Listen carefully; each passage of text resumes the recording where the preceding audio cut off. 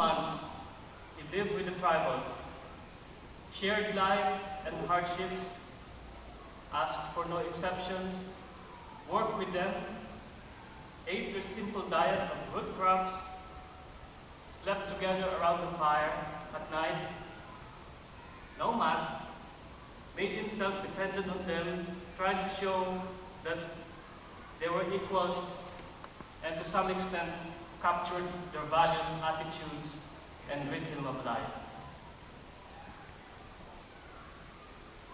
Any talk of belief was useless, according to him. It didn't register. But when any hint of experience of his makijapat, the word of the Dumagats for God, came up, he could share with them his experience of the makijapat. The third stage, from 1981 to 1989, he called the stage of service as equal partners. Tribals become subjects, not objects of evangelization. He recognized some important features of the tribal outlook on life and their way of life, learned from experience and reflection. He suspects that many of his reflections here would apply to Australian Aborigines within the framework of dreaming. He speaks as one less wise. He learned many things from the tribal Filipinos, but one of the most enduring things that he assimilated from them was their sort of mystical rhythm of life. Peter Robb describes this mystical rhythm. To some extent, the tribals had assimilated the deepest core of life and things. Living with this interior harmony and rhythm of nature is a kind of sacred prayer. Is not this interior harmony a secret prayer, a prefabricated liturgy hidden in the visible universe? Silently, it awaits the person of reflection and prayer to capture, disengage, and make it known in all its splendors. In his own unique way, Peter Robb lived this contemplative rhythm of life. He was an apostle of the ministry of presence. He gives full attention to the other. This is perhaps the reason why his memory is amazing. He gives personal attention to people. And that is why perhaps he demands the same attention from others, especially when he tells his stories. Unfortunately, perhaps we are of lesser mortals than him in this regard. A tragic experience happened when two of his women leaders, both social workers in the missions, were killed by the military and was declared communist guerrillas afterwards. Their bodies dumped into watermelon pots, completely naked, no IDs of any kind. They exhumed the bodies from the shallow grave, mutilated by bullet wounds and badly decomposed. It was shattering, absolutely shattering for him. After that, he was an angry man, and it seemed to increase. He had become a victim of the atrocity. He thought that it would be foolish to return to the mountains. The problem was solved by joining the Trappist on the island of Guimaras, near Iloilo, 500 kilometers south of Manila. For over 3 weeks, the monks took him into their community of prayer and work, rising at 2:15 in the morning each day. The hurt was healed, but he can't obliterate such memory. But not all experience in the mountain was tragic. One funny experience was one Monday, Saturday, Monday, Thursday. He decided to have a washing of the feet, going to great pains to explain again and again the significance of the ceremony. Some kind of expectancy was aroused. 4 men and 4 women were seated on a bench in the outdoor meeting place. An old tin basin of sorts was provided, and he proceeded to wash and kiss its food. When he finished, the basin was half full of very muddy water. He might have known that the only time they washed their feet was when they waded through the rivers. It was that fire and brimstone sermons that impressed in the memory of the tribal people when Peter Robb left. He saved the lives of many, including diarrhea-stricken children threatened with dehydration.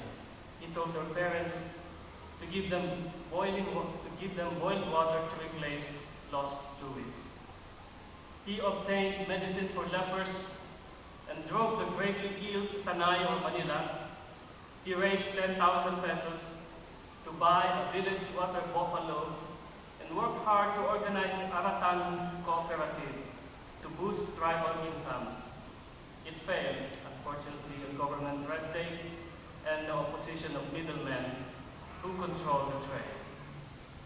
And of course, the meaningful masses, baptisms, marriages, and other sacraments that he presided over. Father Robb cared for the people body and soul, sometimes at his own risk. He vigorously championed local needs and rights, drawing the ire of powerful interest. The National Waterworks Agency wanted him to convince people to drop their opposition to a massive dam project in eastern Luzon called Kaliwat Kanan, left-right.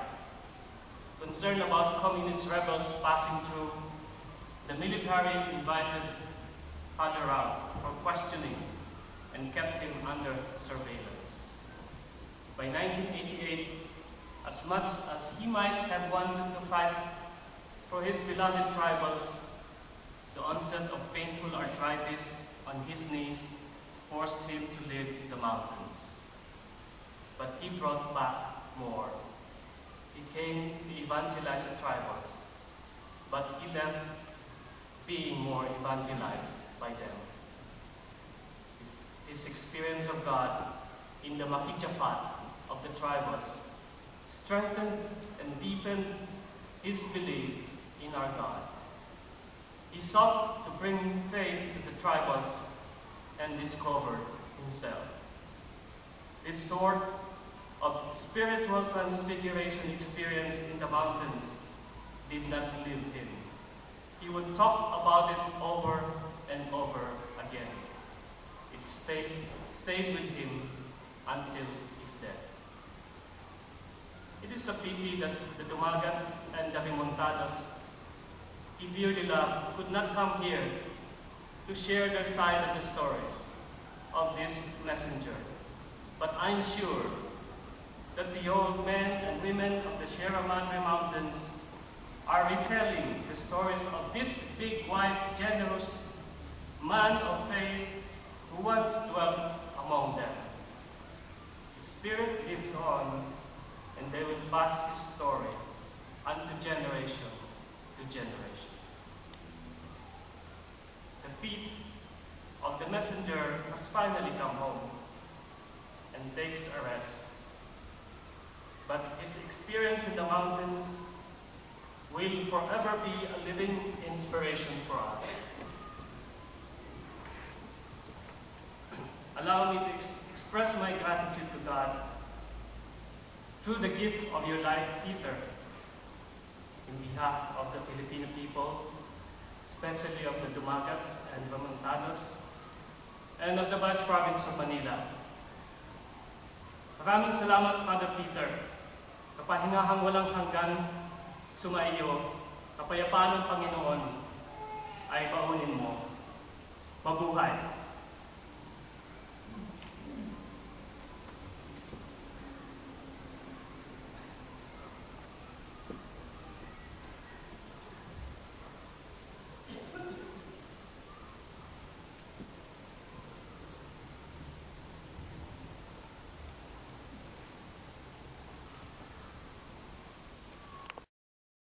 Brothers and sisters, we are gathered here today to bring glory to God as we honor the memory of Father Peter Robb, a messenger of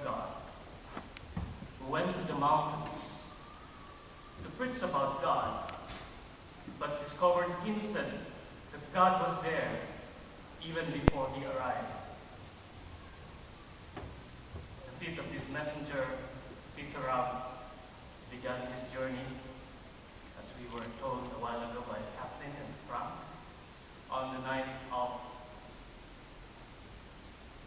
of February 1922 in the town of Alexandra, near here, Melbourne, and raised on a dairy farm.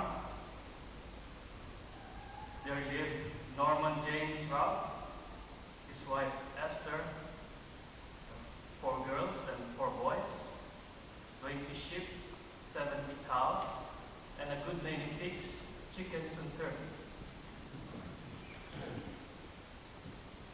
After 8 years of primary school, he worked in his grandfather's farm, and he managed it because his grandpa had a bad heart. When he was 15, a Redemptorist, Father John Gray, conducted the week of masses and renewal sermons in their town. He noticed a large family that never missed early morning mass, the Robbs. After one session, Father Green asked his 4 altar boys, "Who wants to become a parish priest or a missionary with a cross?" Peter answered, "I'd like to have a cross," looking at the shiny pendant on the black habit of the Redemptorist missionary. So in 1936, he was sent to Geelong by Father John Gray and studied secondary school from 1936 to 1940. In 1941, he had his novitiate at Pennant Hills in Sydney. 1942 to 1947, he studied philosophy and theology at Ballarat, and he was ordained a priest on the 7th of September 1947. He did some missionary work around Melbourne for 15 months, a good preparation for the Philippines. He was supposed to go to the Philippines much earlier, but he was kept out of the Philippines because of the VIC Australian policy. The second half of 1950, he finally went to the Philippines. He was assigned to Lipa City and studied Tagalog under Father Joe Inglis, himself the author of the most popular Tagalog-English dictionary in the Philippines. But he learned more Tagalog from the children. When he was asked to stay in a remote mission area for 2 or 3 months, where no one knows English except the school teacher. Thus, for 3 months, he was forced to speak Tagalog, talking mostly with the children. So with a bit of a language, he gave missions in almost all the provinces of the Tagalog regions. Batangas, Quezon, Mindoro, Laguna, Nueva Ecija, country towns, villages. He would introduce himself as Pedro Magdanakaw, the Tagalog translation of Peter the Robber. He gave hundreds of missions, the old-time traditional mission, morning mass, instruction, house visitation, evening prayers, rosary. In 1960, he was asked to conduct a vocation campaign. It was one of the first vocation campaigns of the Vice Province.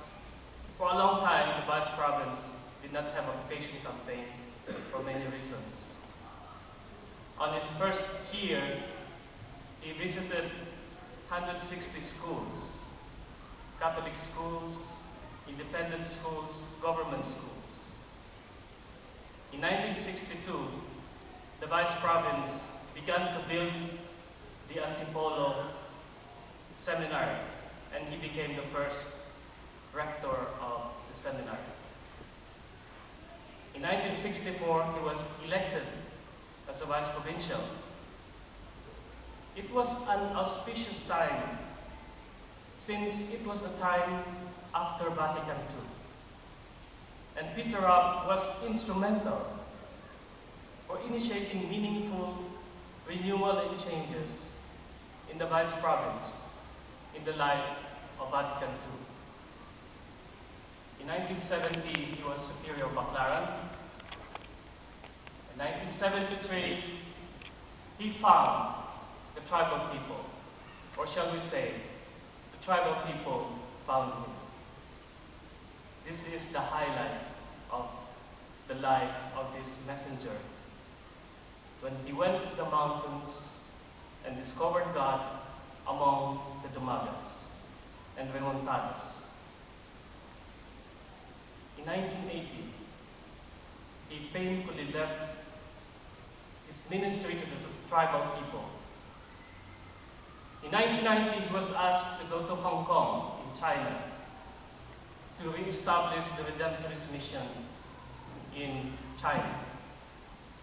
The Redemptorist was there in China in 1926 through the Spanish province, but was kicked out by Mao Zedong in 1950. He spent 13 years in Hong Kong together with the community exploring possibilities of moving into China, mainland China. But his main ministry became the caring for the Filipino domestic workers in Hong Kong, thousands of them. In 2002, he was asked to come home to Australia. For a short time, he contemplated on returning to the Philippines. He talked to me about this since I was superior at the time in Baclaran. Eventually, he decided to come back to Australia because of his old age. After 52 years of wandering, the local boy returned to his homeland, Australia. An Australian in his physical appearance, but Filipino by heart. And always the restless feet of the messenger. Indeed, as soon as he returned to Australia, he wandered around Melbourne to look for the Filipinos. He served the spiritual needs of some of the Filipino communities, couples for Christ, charismatics, and others. He is indeed a man of great stature and story, and the last to pass of his generation of Australians and New Zealanders in the Philippines. He played many roles in the congregation, but his mission to the mountain people was remarkable in apostolic boldness. He himself would always say, "The most enriching period of my life was the 15 years I spent in the mountains with tribal Filipinos." How it all started. He did not look for the tribal people. The tribal people found him, or shall we say, it was divine providence. In 1973, he had a severe attack of typhoid fever and was hospitalized in San Juan de Dios Hospital near Baclaran. A Philippine bishop and a good friend paid him a visit and asked him if he could minister to a community of 150 families who had resettled in the foothills of the Sierra Madre Mountains. These families were formerly squatters around the Manila Cathedral for many years. But the Pope was coming, Pope Paul VI, and he mustn't see this mess around the cathedral. So they removed them by force, army trucks, and dumped them into the foothills of Sierra Madre in Montalban, Rizal. So after his recovery, Peter Robb went to these families in 3 villages. He spent 3 months there preaching a bit and encouraging them.